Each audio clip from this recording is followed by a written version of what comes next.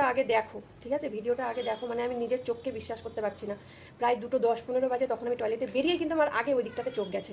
তোমরা ভিডিওটা দেখো, ভিডিওটা না দেখলে নিজের চোখে বিশ্বাস করবে না। মানে আমার এখন আমি কথা বলছি তোমাদের সাথে, আমার গা থরথর করে কাঁপছে ভয়ে।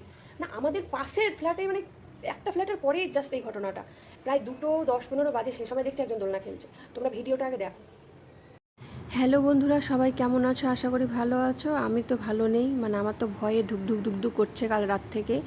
আমি কালকে রাত্রে প্রায় 2:10-15 হবে টয়লেটে বেরিয়েছিলাম। হঠাৎ করে আমি ঘর থেকে বেরিয়ে আমার চোখটা কিন্তু এইদিকেই আসে।